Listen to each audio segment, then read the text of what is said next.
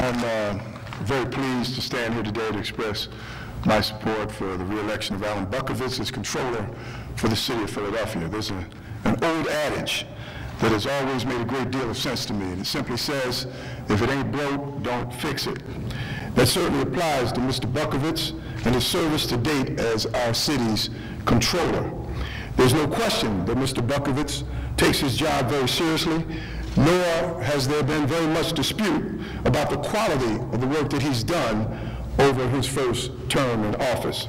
In fact, as I reflect back on his first term, the only recurring complaint from the media seems to have been that the controller may have been, quote unquote, too energetic.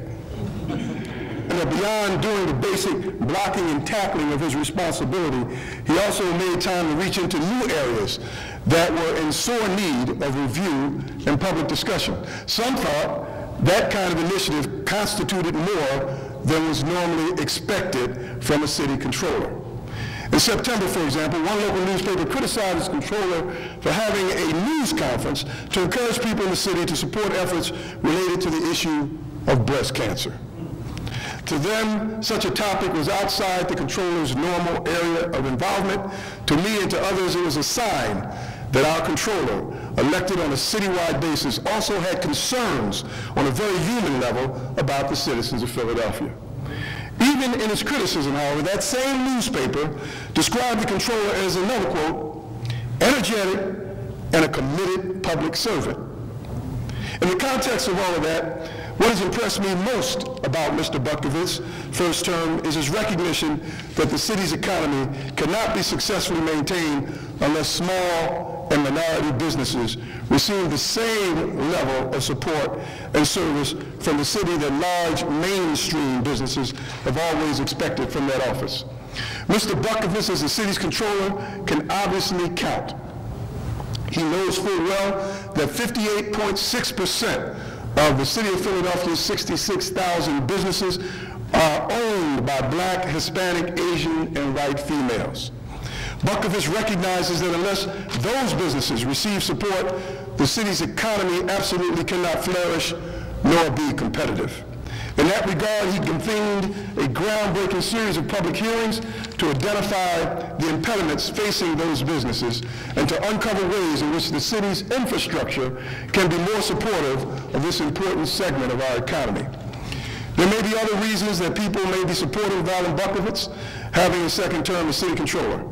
But for me, his energetic, committed, sensitive to small and minority businesses, and courageous enough to be paid his office into non-traditional public service areas is good enough for me, especially in a severely weakened economy when we need to watch every penny. The city of Philadelphia needs to re-elect AlanButkovitz. Would you please now stand and join me in welcoming to the lectern the current and future controller of the city of Philadelphia, AlanButkovitz.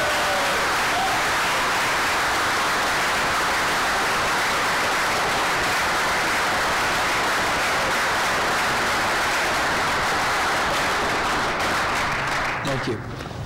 I want to thank all of the preceding speakers for their very kind and enthusiastic remarks.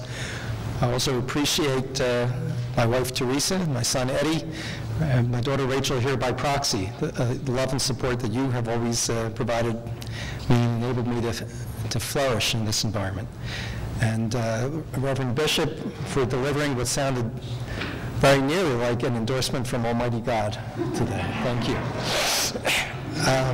While Philadelphia confronts our worst financial crisis in decades, it's vitally important that we focus on both the short-term and long-term financial stability of our city, while continuing to provide necessary city services.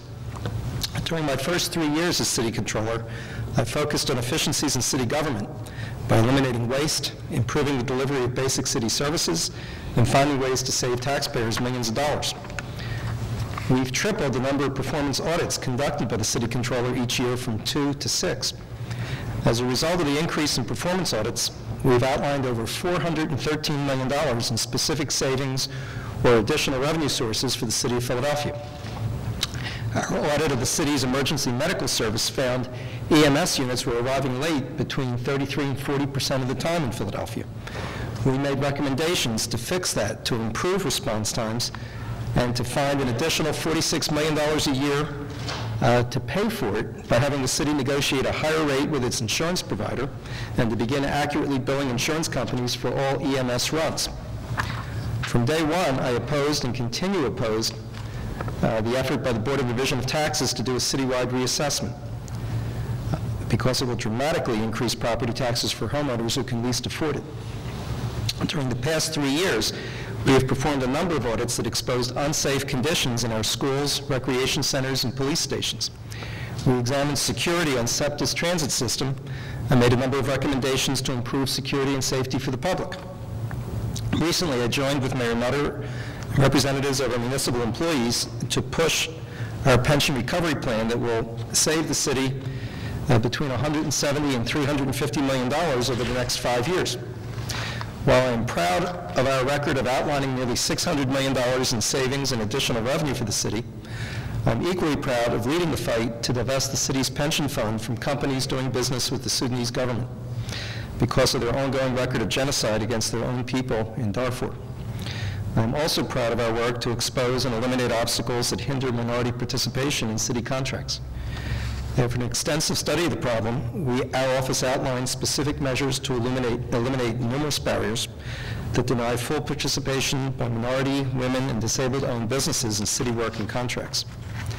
Today, I announced my bid for re-election as Philadelphia's City Controller and independent fiscal watchdog. I offer our record of identifying nearly $600 million in savings and new revenue sources over the past 3 years as evidence of my ability and commitment to continue serving as City Controller and to continue doing my part to help us through these very troubling economic times. Today, I ask for your support in the upcoming Democratic primary election to be our party's nominee once again, and after that, re-elected to the office of Philadelphia City Controller this November, God willing. Thank you.